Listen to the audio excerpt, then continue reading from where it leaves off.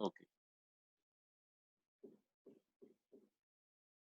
आज हम जो है वो टेक्निकल चीज़ें जो हम पहले सारी डिस्कस कर चुके हैं शुरू से लेके बायोइक्वलेंस होती क्या है, इसका स्टडी डिज़ाइन क्या होता है, स्टैटिस्टिकल जो है वो टेस्ट क्या होते हैं, किस-किस तरीके से हम बायोइक्वलेंस कर सकते हैं, ठीक है।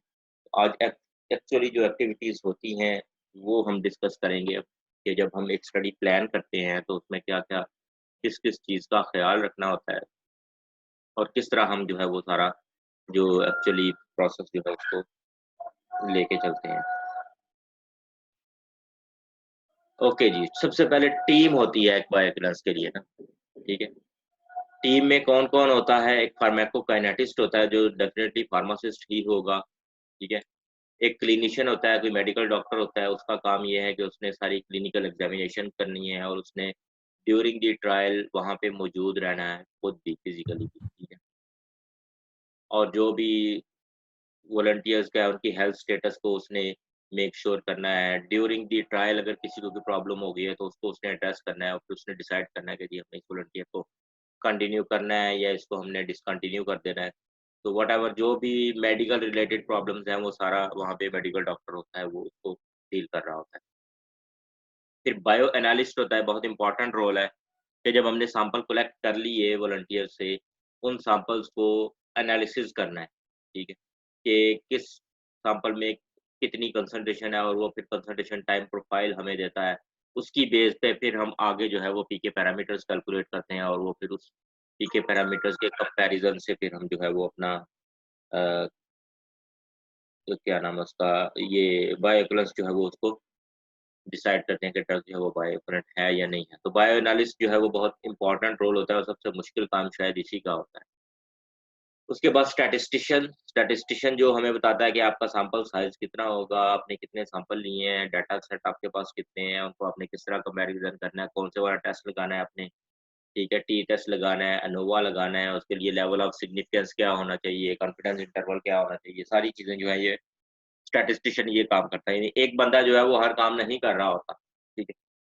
हर बंदे के पास अपनी-अपनी ड्यूटी होती है, जिसने काइनेटिक्स करनी है उसने सिर्फ़ काइनेटिक पैरामीटर्स करने हैं, जिसने ऑन फ्लोर देखना है प्रॉब्लम्स को वो ओवरऑल जो है वो प्रिंसिपल इन्वेस्टिगेटर होता है, उसने सबको ही देखना होता है। बायो एनालिस्ट का काम सिर्फ़ ये है कि उसने उसको हमने सैंपल दे देने हैं और उसको ये नहीं बताना कि कौन-सा सैंपल कितने टाइम पे लिया हमने, ठीक है? क्योंकि अगर उसको टाइम भी बताया होगा ना फॉर एग्ज़ाम्पल कि ये वाला सैंपल जो है ये हमने डोज़ देने के आधे घंटे बाद लिया है, दूसरा सैंपल उसके 2 घंटे बाद लिया, तो उसको पहले से ही आइडिया होगा कि जो आधे घंटे बाद लिया उसका कंसंट्रेशन कम है, जो 2 घंटे बाद है उसमें ज़्यादा है। तो वो अगर सैंपल एनालिसिस करते वक़्त उसके पास रिज़ल्ट्स कुछ और आते हैं, तो वो फिर कन्फ्यूज़ हो जाएगा कि ये क्या है। तो बेहतर है कि उसको ब्लाइंड रखा जाए, उसको ना पता हो कि क्या हो रहा है। ठीक है, उसके बाद फिर अदर्स में नर्सेज़ आ जाती हैं। नर्सेज़ जो वहाँ पे मौजूद होती हैं, कोई प्रॉब्लम हो किसी को डोज़ एडमिनिस्ट्रेशन में भी और वैसे भी सैंपलिंग के लिए फ्लेबोटोमिस्ट होता है, ठीक है? जो ब्लड सैंपल कलेक्ट करते हैं और वो फिर उसको वैक्यूम कंटेनर के अंदर डाल के तो आगे दे देते हैं टेक्नीशियंस को, जिन्होंने प्लाज़्मा सेपरेशन करना होता है और उसका जो है वो हर जगह के ऊपर एक जो है वो क्वालिफ़ाइड बंदा इनके ऊपर मौजूद होता है कि जो देख रहा होता है कि जी क्या प्रॉब्लम कहीं आ तो नहीं रही है। टेक्नीशियन अगर कोई काम कर रहा है तो उसका काम सिर्फ़ हाथ से काम करना है, उसकी बाकी किसी चीज़ का उसकी कोई प्रॉब्लम नहीं होती उसे, कि रिकॉर्ड कीपिंग क्या करनी है, कौन-सा सैंपल जो है उसको किधर रखना है, तो वो सारा काम जो है वो सुपरवाइज़र कर रहा होता है। फिर हेल्पर्स होते हैं, किसी को खाना खिलाना है, किसी को पानी देना है, कोई सफाई करनी है, चीज़ें इधर से रख के उधर रखनी है। काम है ये आवाज़ कट रही है आपकी, जो मुझे समझ आई है वो ये है कि फ्लेबोटमिस्ट का क्या काम होता है?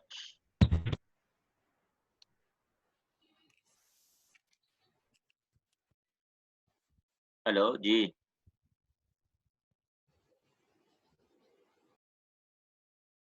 पता नहीं शायद नेट से प्रॉब्लम होगी।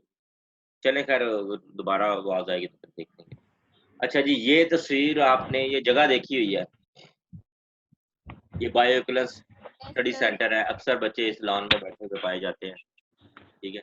तो ये जगह जो है ये 2008 में जो है एस्टेब्लिश हुई थी, बायोइक्विवेलेंस स्टडी सेंटर, बेस्ट सेंटर के नाम से, ठीक है? तो ये टीम है उस वक़्त की, इसमें से कितने लोगों को जानते हैं आप?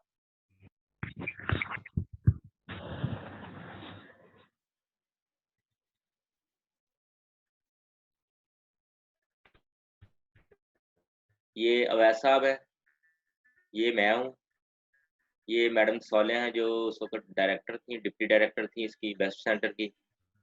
ये मतीन साहब एनालिस्ट हैं, ये डॉक्टर खुरम है, ये भी हमारे कलीग ही थे, अब चले गए हैं टीएफएसए में। ये जो नकाबपोश खातून है, ये मैडम हुमा है, ठीक है? ये इसका डायरेक्टर होती थी। तो ये टीम थी उस वक़्त छोटी-सी, मतलब इसके अलावा और भी लोग थे काफ़ी सारे, इसमें डॉक्टर्स भी थे, वो उनकी तस्वीर नहीं मुझे मिली। तो इनके ये एक जो है वो पूरा एक ग्रुप ऑफ पीपल होता है, किसी एक बंदे का काम नहीं होता ये, इसको जो है वो लेके चलना आगे। ये 2008 की बात है, नवंबर 2008 की है शायद। अच्छा जी, उसके बाद टाइटल वन बाय वन जो है ना वो डिस्कस करते हैं। अब हमने क्या करना है कि हमने एक रिसर्च प्रपोज़ल लिखना है, फॉर एग्ज़ाम्पल बायोइक्विवेलेंस के लिए एक प्रपोज़ल लिखना है, तो हमने उसमें क्या-क्या चीज़ें मेंशन करनी है, क्या-क्या चीज़ें रिक्वायर्ड है उसके लिए, ठीक है? और एक अच्छा अगर हमने प्रपोज़ल लिखना है तो उसमें हमने किन-किन चीज़ों का ख़्याल रखना है।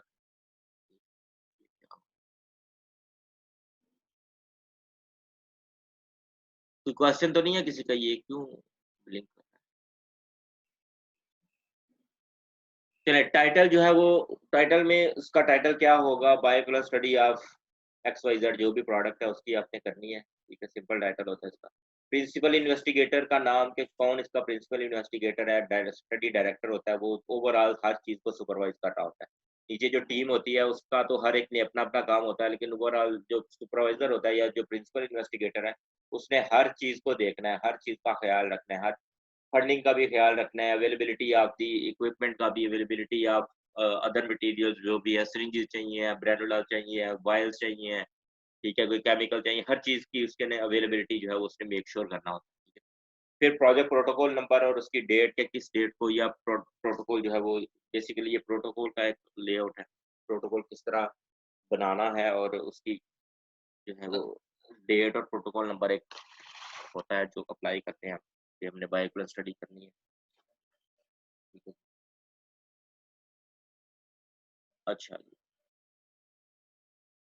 उसके बाद study objective should be clearly mentioned कि क्या ऑब्जेक्टिव है आपके, आपने डेफिनेटली बायोइक्विवेलेंस स्टडी करनी है तो उसमें जो टिपिकल इसकी डेफिनेशन है वही है कि to identify the difference between the two brands of same drug when administered through same at same dose through same route of administration in same dosage form, ठीक है।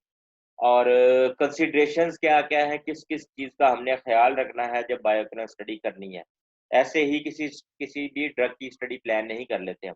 तो जिन चीज़ों का ख़्याल रखना है वो ये है कि scientific question and objectives to be answered कि हमारा क्वेश्चन क्या है, क्या वाक़ई हमें ज़रूरत है कि हमने ये स्टडी करनी है या नहीं करनी, ठीक है। कि एक ड्रग ऐसी है फॉर एग्ज़ाम्पल एक कोई पैरासिटामोल की अगर कोई कहे कि जी बायोइक्विवेलेंस करें तो वो एक मेरे ख़्याल में यूज़लेस एक एक्टिविटी होगी, ठीक है।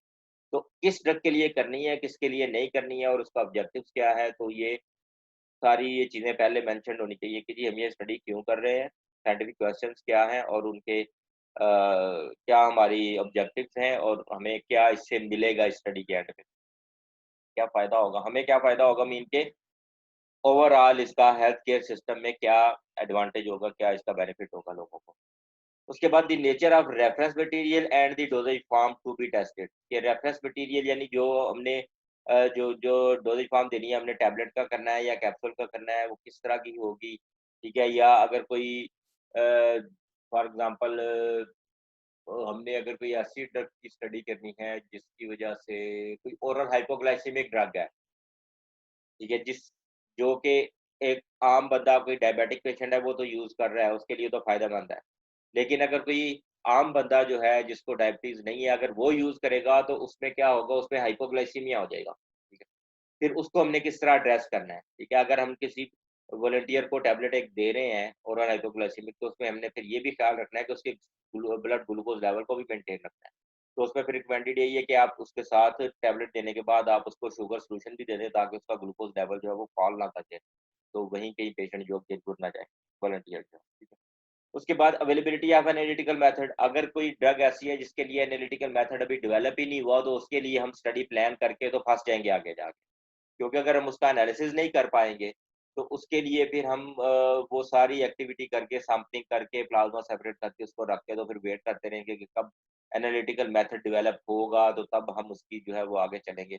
तो बेस्ट ऑप्शन यही होती है कि पहले एनालिटिकल मेथड को डेवलप करते हैं, जब वो मेथड एनालिस्ट हमें कहता है कि ठीक है ये मेथड हमने डेवलप कर लिया, और वैलिडेशन हम साथ साथ प्रैक्टिकल में भी कर रहे हैं, और उसको वैलिडेट भी कर लिया है, हर लिहाज से उसने चेक कर लिया कि ये मेथड ठीक है, एक्यूरेसी ठीक है, प्रिसीजन ठीक है, स्टेबिलिटी ठीक है ड्रग की इसके अंदर, ठीक है।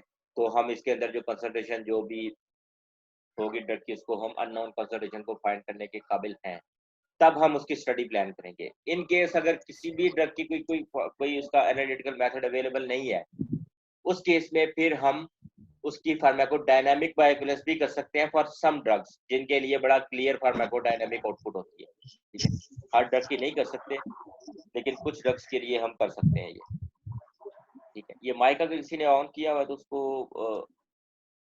ऑफ कर दे। अच्छा, ओके जी। उसके बाद फिर the pharmacokinetic and pharmacodynamics of the drug substance. अब काइनेटिक्स क्या है और डायनामिक क्या है, मीन के काइनेटिक्स के ड्रग की हाफ लाइफ क्या है, हमें जाहिर है हम बायोएक्विवेलेंस उसी ड्रग की कर रहे हैं जो कि ऑलरेडी अप्रूव हो के आ चुकी है, ऑलरेडी मार्केट में एग्जिस्ट कर रही है एक ब्रांड उसका। तो उस केस में हमें फिर उसकी काइनेटिक्स भी पता होगी। काइनेटिक कंसिडरेशन मीन के हमें पता होना चाहिए कि उसकी हाफ लाइफ कितनी है, और हमने उसका कितनी देर के बाद कितनी देर का वॉश आउट पीरियड देना है पेशेंट वॉलंटियर्स को, ठीक है। उस ड्रग का एब्जॉर्प्शन रेट कांस्टेंट कितना है, ताकि हमने कितनी देर तक उसको खाना नहीं देना, ठीक है। उस ड्रग की जो है वो प्रोटीन बाइंडिंग कैसी है, ठीक है। जो भी काइनेटिक्स है उसकी वो सारी उस लिहाज से फिर हमने वॉलंटियर्स को सिलेक्ट करना है, ठीक है। फिर फार्माकोडायनामिक्स क्या है उसकी, उसकी टॉक्सिसिटी किस तरह की हो सकती है, जिस जो कि कोई भी एक्सपेक्टेड टॉक्सिसिटी है उसको हम कैसे प्रिवेंट कर सकते हैं। जिस तरह अभी मैंने बताया कि ओरल हाइपोग्लाइसीमिक ड्रग है अगर, तो उसकी फार्माकोडायनामिक्स ये है कि ये ब्लड ग्लूकोज लेवल कम करेगा, तो उसके लिए हमने पहले से प्लान करके रखना है कि इसको कैसे हमने फिर मैनेज करना है, ठीक है। तो काइनेटिक्स और डायनामिक्स दोनों पहले ड्रग्स की पता होनी चाहिए। ये सारी चीज़ें जो है वो लिखी हो और उसके ऊपर एक्शन प्लान हो पूरा कि जी ये काम करना है हमने, तो इसमें ये प्रॉब्लम आ सकती है, तो उसको हमने कैसे हैंडल करना है। फिर रूट ऑफ ड्रग एडमिनिस्ट्रेशन, किस रूट से ड्रग देनी है, ओरल रूट से डेफिनेटली ओरल रूट ही यूज़ होता है। तो उस केस में फिर जो है वो पेशेंट को कितनी देर के लिए हमने वॉलंटियर को भूखा रखना है, कितनी देर तक डोज़ देने के बाद भूखा रखना है, ये सारी चीज़ें पहले से डिसाइड होती है, ठीक है। Benefit, risk and ethical considerations with regard to the testing in human. Ethical consideration mean कि बेनिफिट रिस्क, कि ऐसी ड्रग्स की ही बायोएक्विवेलेंस करनी है जिसमें वॉलंटियर्स को कोई खास नुकसान ना हो।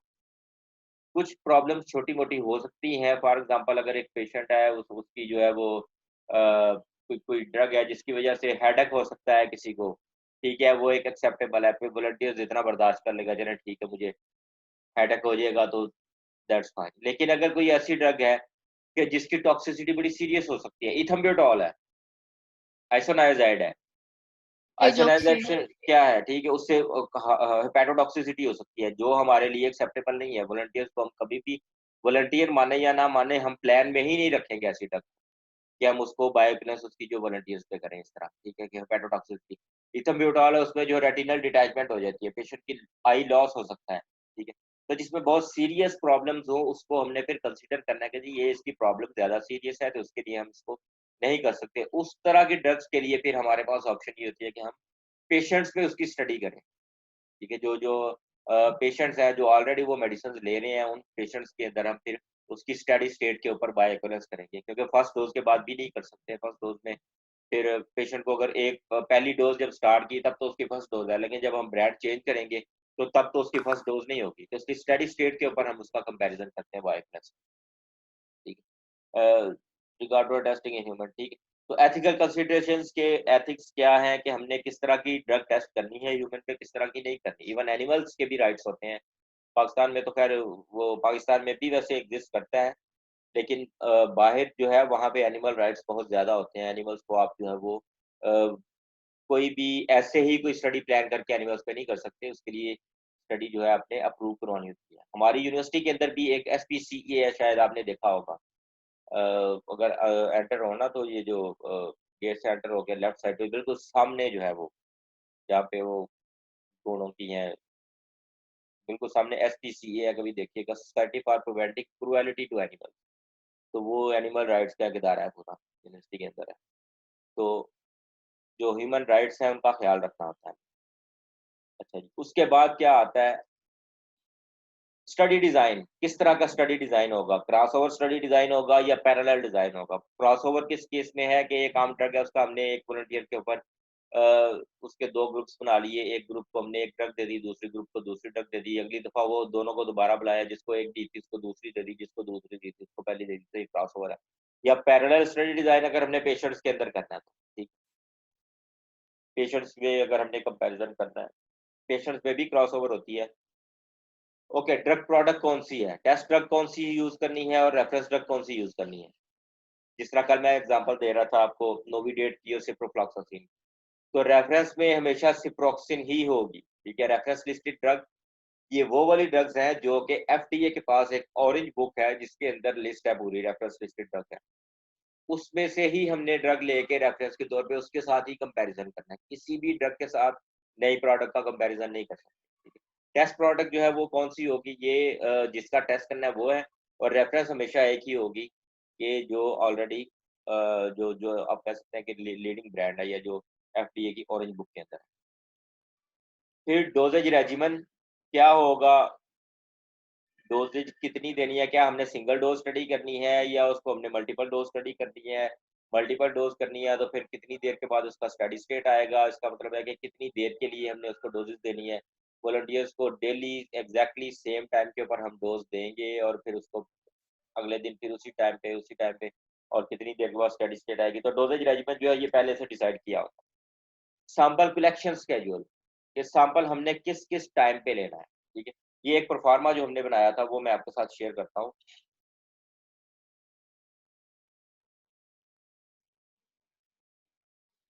सैंपल कलेक्शन परफॉर्मा जी, ये एक इसके ऊपर वॉलंटियर आईडी है जी, 1BA। 1 मीन के ये दो ग्रुप्स थे, ए और बी ग्रुप। 1 मीन के फर्स्ट पहला ट्रायल था, दो ट्रायल करने हैं ना अगर क्रॉसओवर स्टडी है तो, ठीक है। तो ये पहले ट्रायल में जो BA वॉलंटियर है, ये उसका आईडी है, उसकी सैंपलिंग हमने करी, ठीक है। ये उसका प्रोटोकॉल नंबर है लिखा हुआ, कैंडिसार्टिन का हमने वो की थी, ये बायोगैलेंस नहीं थी उसकी, वो थी काइनेटिक स्टडी थी, तो ये उसी में से ले लिया मैंने। लेकिन बायोगैलेंस हो तो वो, बायोगैलेंस में दो ट्रायल होते हैं, ये फार्माकोकाइनेटिक्स में सिर्फ सिंगल वन क्लिनिकल ट्रायल था।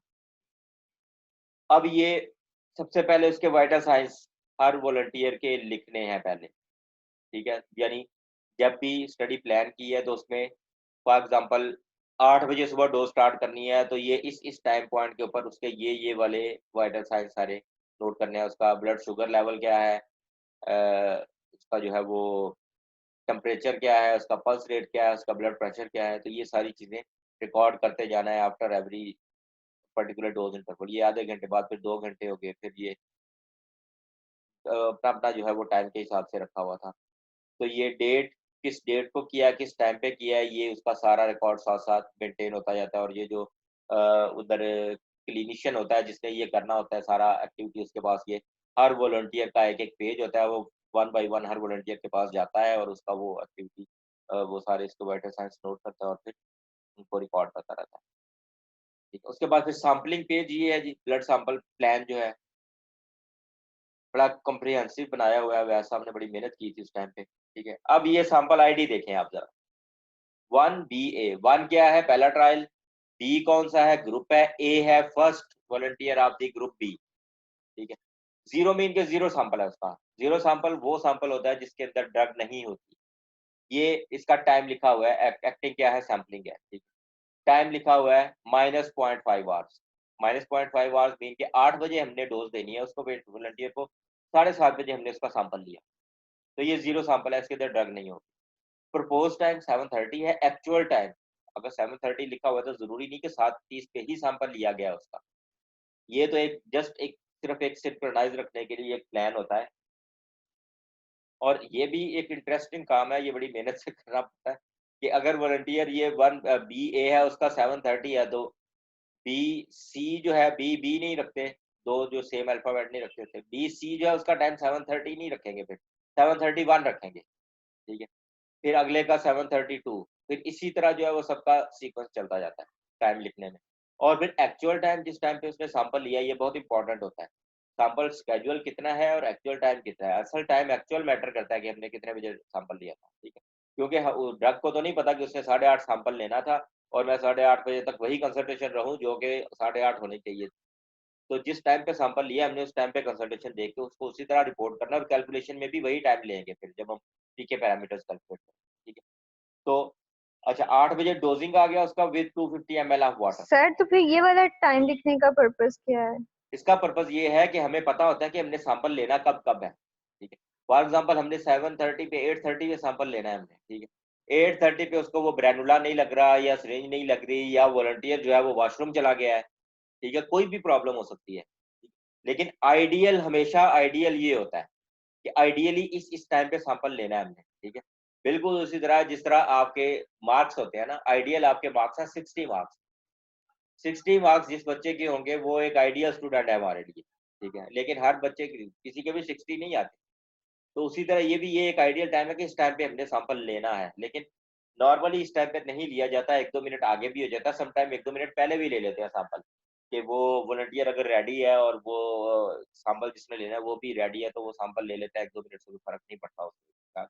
लेकिन जिस टाइम पे लेना है ये लिखना बड़ा जरूरी है, उस बंदे के लिए ये इन्फॉर्मेशन जरूरी है जिसने उसकी काइनेटिक स्टडी करनी है। आप जैसे बंदे के लिए जिसको ये डाटा मिलेगा पीके पैरामीटर कैलकुलेट करने के लिए कि इस टाइम पे इतनी कंसंट्रेशन है, जब आपके पास कंसंट्रेशन और टाइम प्रोफाइल होगा तब ही आप उसका एयूसी कैलकुलेट कर सकोगे, तभी आप उसका सीमैक्स कैलकुलेट कर सकोगे, टीमैक्स कैलकुलेट कर सकोगे, ठीक है।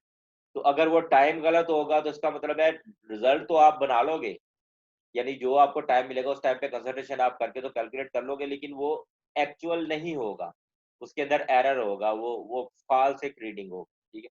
तो बेहतर है कि हम वही टाइम नोट करें जिस टाइम पे हमने सैंपल। तो ये अब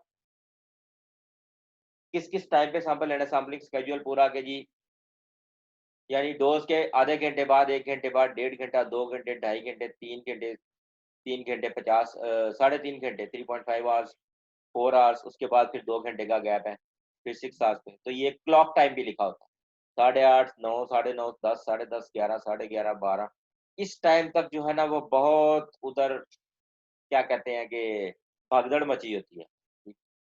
8 बजे वाले सैंपल अभी 8:30 बजे वाले सैंपल अभी प्लाज्मा सेपरेशन नहीं हुई, 9 बजे वाले सैंपल भी आ गए ऊपर से, वो भी पूरे नहीं हुए, 9:30 बजे वाले भी आ गए। तो ये बड़ा एक इंटरेस्टिंग सी सिचुएशन भी होती है, बड़ी मुश्किल सी भी होती है बहरहाल। तो मुश्किल काम है बहरहाल, ठीक है जी। तो सिग्नेचर करता है फिर सैंपलर के जी, मैंने सैंपल सिग्नेचर के इतने बजे सैंपल लिया और वो वहाँ पे सैंपल, यानी हर वॉलंटियर का एक पेज होता है, हर वॉलंटियर की टेबल के ऊपर उसकी जो चेयर है, चेयर के ऊपर उसका ये वाला पेज पड़ा होता है, जिसके ऊपर उसके ये वाइटल साइंस भी नोट करके लिखने होते हैं और ये भी नोट करके लिखना होता है, ठीक है। और उसके बाद सैंपलर साइन करता है, फिर जो चक्कर लगा रहा होता है, तो जो उसका प्रिंसिपल इन्वेस्टिगेटर है, जो सुपरवाइजर है, वो भी वहाँ पे साइन करता है कि हाँ ये इस टाइम पे सैंपल उसने ले लिया। फॉर एग्जाम्पल सुपरवाइजर आके चेक करता है कि टाइम अभी हो गया जी 9:30 और उसका 9 बजे वाला सैंपल मिसिंग है अभी, तो इसका मतलब है कि उसने 9 बजे वाला सैंपल या लिया नहीं है या उसने लेके तो उसकी एंट्री नहीं की, ठीक है।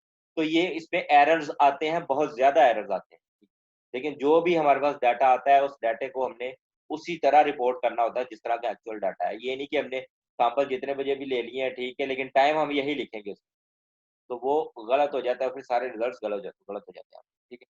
अच्छा, उसमें फिर साथ ये है कि जी ये डोजिंग हुई उसकी 8 बजे, 12:10 पे उसको ब्रेकफास्ट मिला है, 4 घंटे बाद, नॉर्मली 2 घंटे या 3-4 घंटे के बाद 12:10 पे ब्रेकफास्ट मिला है उसको। ये भी अक्सर 12:10 की बजाय भी आगे टाइम चला जाता है, कई दफ़ा वॉलंटियर शहजादे आते ही नहीं है, उठ के सुबह 8 बजे पहुँच भी नहीं पाते हैं। तो यानी अगर आपने खुद इमेजिन करें कि आपकी अपनी क्लास हो और आप में से एक बंदे को कहे कि जी आप अपनी पूरी क्लास को ज़रा तरतीब से बिठाएँ। एग्ज़ाम में कितनी प्रॉब्लम होती है आपको पता ही है। 9 बजे पेपर होता है तो 9 बजे शुरू भी नहीं हो पाता कई दफ़ा, ठीक है। तो वॉलंटियर्स जो है वो शुगर के मूड में होते हैं उस टाइम, ठीक है। वो वॉलंटियर्स होते हैं वो हमारे लिए जो है ना वो समझ लें कि पीरों की तरह उनकी जो है ना वो करनी पड़ती है, सेवा करनी पड़ती है, उनको प्यार से हैंडल करना पड़ता है, हम सख्ती भी नहीं कर सकते। अच्छा जी, उसके बाद ब्रेकफास्ट उसको 12:10 पे मिला, फिर ये 2 बजे उसका सैंपल है, इसके बाद थोड़ा काम आसान हो जाता है, ठीक है। फिर उसको 4 बजे सैंपल लिया, फिर उसको लंच मिला 4 सवा 4 बजे, फिर उसका एक सैंपल हुआ। आखिरी यानी आखिरी सैंपल उस दिन का उसका रात 8 बजे हुआ सब, ठीक है। उसके बाद उसको डिनर देके तो छुट्टी करवा दी गई। 8 बजे के सैंपल के बाद उसको खाना-शाना दिया और वो चला गया। सुबह 8 बजे फिर वो आएगा। डिपेंड करता है कि कितनी देर की सैंपलिंग करनी है आपने, 24 आवर तक करनी है तो यहाँ पे बात खत्म हो जाएगी। अगर आपने 72 आवर्स तक करनी है, आपको पता है कि ड्रग जो है ये स्लोली एलिमिनेट हो रही है, तो हमें जो ज़्यादा लंबे अरसे तक सैंपल चाहिए इसके।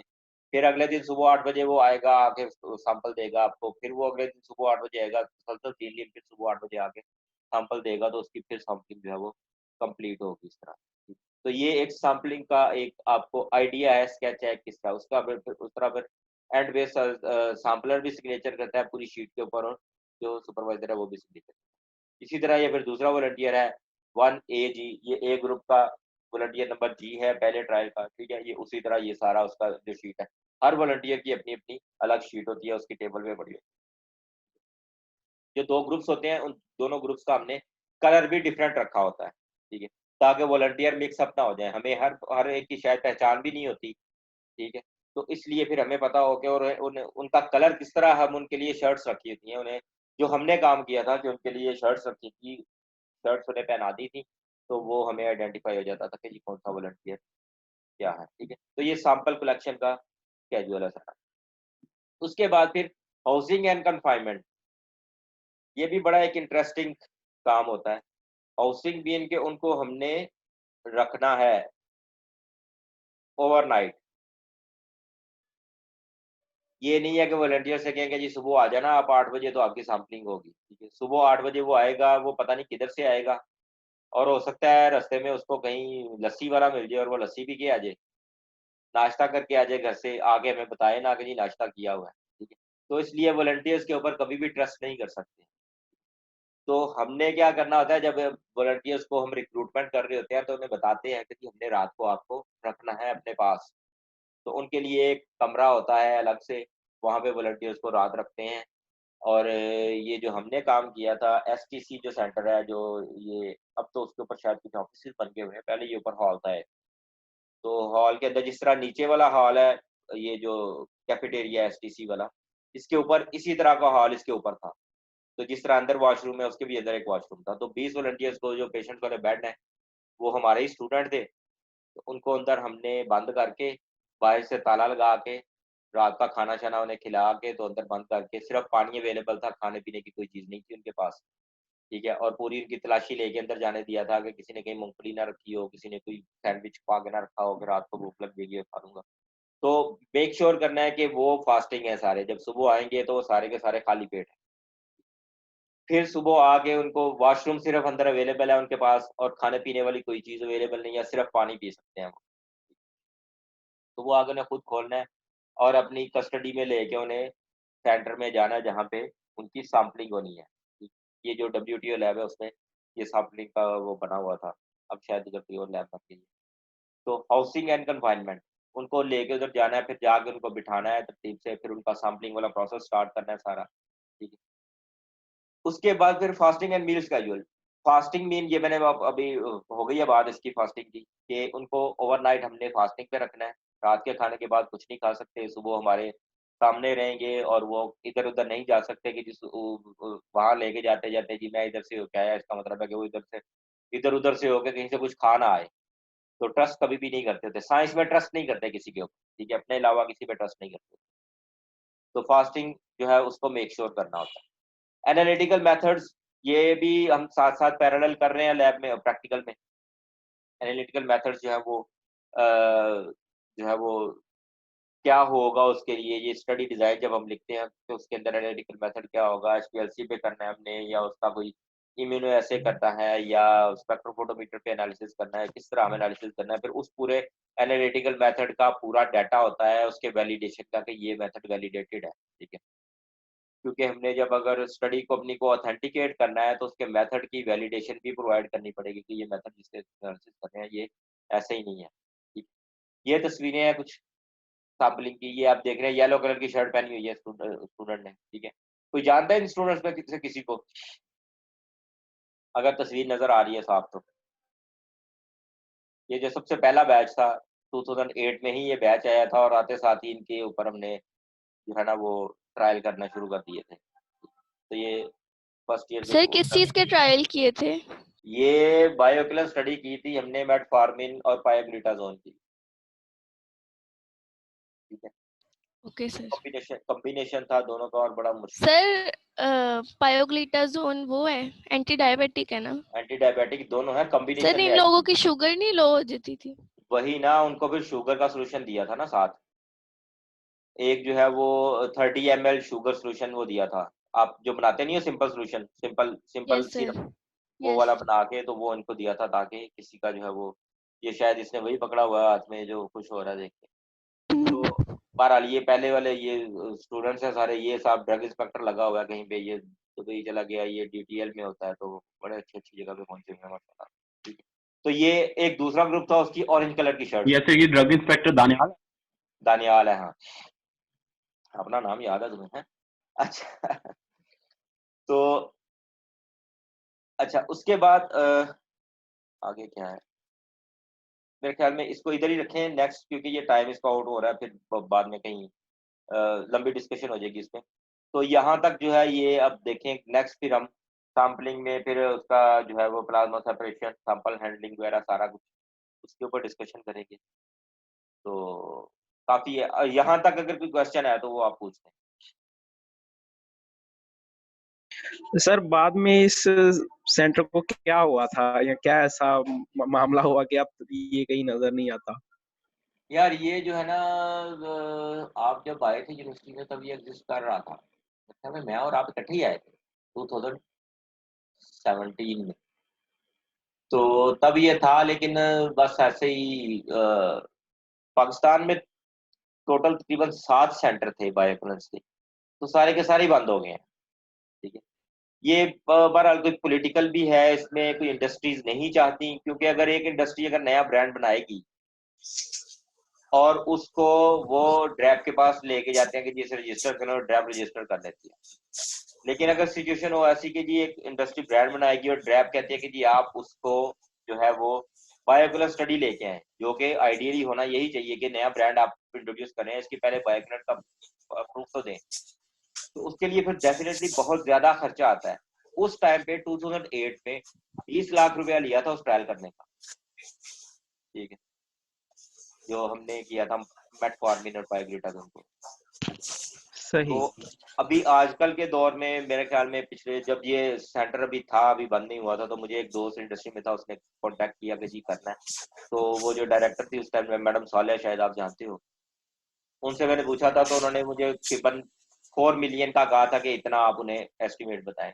तो यानी 40 लाख रुपया अगर एक इंडस्ट्री नया ब्रांड इंट्रोड्यूस करने के लिए खर्च करेगी, तो फिर वो कोशिश तो यही होगी कि यार ये ना ही हो, ठीक है। वो फैसिलिटी ना हो तो ना वो सराइकी में कहते हैं ना, ना ढोला होती थी ना रोला होती, ना बायोक्लेन सेंटर हो और ना ही स्टडी हो, ठीक है। लेकिन अभी रिसेंटली मेरे ख्याल में ये जो सुंदर स्टेट है वहाँ पे ये मेरे ख्याल में बायोक्लेन स्टडी सेंटर है गवर्नमेंट की तरफ से, जो उन्होंने मुझे एग्जैक्ट नहीं पता, लेकिन वो एक दोस्त है ज़काउर रहमान साहब, वो पिछले दिनों ने फोन आया था मुझे कि वो मैंने उधर ज्वाइन किया है, तो वो आगे जो है उसका CEO के तौर पे, तो मेरे ख्याल में रिवाइव हो रहा है ये, तो स्टडीज होंगी। सर ये जितनी भी अब न्यू ब्रांड्स आते हैं तो इसके बारे में स्टडीज नहीं होती हैं, ये ऐसे ही दे देते हैं मार्केट पाकिस्तान में? में तो ये ड्रैप रजिस्टर करती है उन्हें, तो वो प्रीलिमिनरी स्टडीज तो होती हैं, इन विट्रो स्टडीज का डाटा तो होता है उनके पास, उसके बगैर तो हो ही नहीं सकता ना, ठीक है।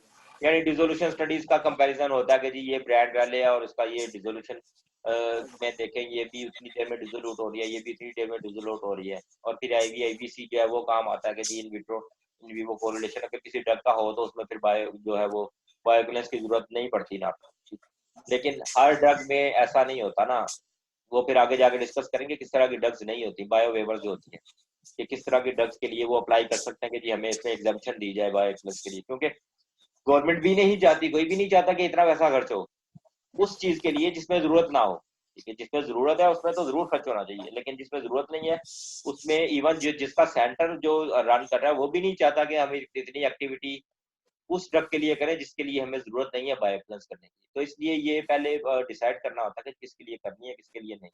लेकिन फिलहाल जो है पाकिस्तान में जो है वो ये है कि अब जॉर्डन में सेंटर है, इंडिया में सेंटर है, वहां से स्टडीज के रिजल्ट्स वो ला के तो वो फिर ट्रैप में देते हैं कि जी ये हमारी ड्रग है बायोएक्विवेलेंट है, ठीक है। पाकिस्तान में क्योंकि फैसिलिटी अवेलेबल नहीं है तो हमने बाहर से करवा लिए, इंडिया से करवा लिए, जॉर्डन से करवा लिए। तो वो जॉर्डन वाले जो भी सेंटर है वो उनकी मिनिस्ट्री की तरफ से अप्रूव्ड होगा, हमारा भी मिनिस्ट्री ऑफ हेल्थ से सर अप्रूव्ड वो है। भी तो पैसे लेते होंगे ना बाहर मुल्क वाले, कैसे? यही तो प्रॉब्लम है ना, वही वो हमें दे दें यहाँ से पैसे। 10 गुना ज्यादा पैसे लेते होंगे, वो डॉलर्स में पे लेते होंगे ना। तो वो फिर पाकिस्तान में बने थे लेकिन बंद हो गए, लेकिन ये रिवाइव होने चाहिए। सर अप्रूव हो, मिनिस्ट्री इसको सुपरवाइज करे, ठीक है, ड्रैप के अंडर हो तो चलेगा इंशाल्लाह। आहिस्ता आहिस्ता ये चीजें डेवलप होंगी पाकिस्तान में। सर ये जो सर आपने किया था ये सक्सेसफुल रहा था? हाँ ये बायोपेनल्टी थी ये दो। सर आपने कितने पैसे लिए थे? बताया तो है, उस वक्त मैंने नहीं लिए थे, बहरहाल हम तो उस टाइम पे नए नए बस जस्ट समझ लगे वर्कर के तौर पे ही थे। Yes sir. तो उस वक्त के जो वीसी थे उन्होंने बताया था मेरे को 20 लाख रुपया लिया था उस टाइम पे, ठीक है। या और जस्ट सर आपको बच्चे एक भी अपने इन्फॉर्मेशन कोई बता रहा हूँ। खर्चा भी नहीं हुआ होगा। सर बच्चों को पैसे दिए थे? बच्चों को पैसे दिए थे वॉलंटियर्स को, उस वक्त 3-3 हज़ार रुपया दिया था इनको हमने, ठीक है। वाह। ठीक है ना, तो बहरहाल काफी खर्चे होते हैं ये, आहिस्ता आहिस्ता आगे जाके डिस्कशन होगी इस पर, ठीक है। अभी मैं हमें टाइम सर बिल्कुल खत्म हो रहा है जी। सर स्टूडेंट्स कितने थे जिन पे आपने काम किया था, कितने वॉलंटियर्स थे? 20 वॉलंटियर्स थे उस टाइम। 20 नहीं, तो सॉरी सर 40। इतने बच्चे इनफ 20 होते नहीं नहीं नहीं नहीं 20 नहीं 40 थे आई थिंक। 20 एक ग्रुप में थे, 20 दूसरे अच्छा ग्रुप में अच्छा। थे, ठीक है। तो पूरा एक हॉल था। मैं कोशिश ठीक। करता हूँ, मुझे असल में वो कंप्यूटर मेरा जो है ना वो जर्मनी जाने से पहले वो सर पता नहीं इतने किधर है। पैसे क्यों मांगते हैं? इतने तो नहीं लगते होंगे। अच्छा ये नेक्स्ट लेक्चर में डिस्कस करेंगे इसको, क्योंकि अभी 1 मिनट रह गया। तो बहरहाल ओके तस्वीरें मेरे सर। पास पड़ी हुई होंगी, मैं कोशिश करूंगा मिल जाएंगी पूरे हॉल की तस्वीरें, अगर दिखा सकूं आपको तो आपको एक आइडिया हो जाएगा कि क्या माहौल होता है, किस तरह बैठे होते हैं और कितनी वो मुश्किल होती है। अभी मैं हमें ये बंद हो जाएगा अभी, ठीक है। फिर इंशाल्लाह थोड़ी देर बाद जो है ना वो लैब का वो छोटी सी डिस्कशन है, सिर्फ मैंने आपको नया डाटा देना है, तो लैब में फिर देखते हैं तकरीबन 10 मिनट बाद, ठीक है। ओके।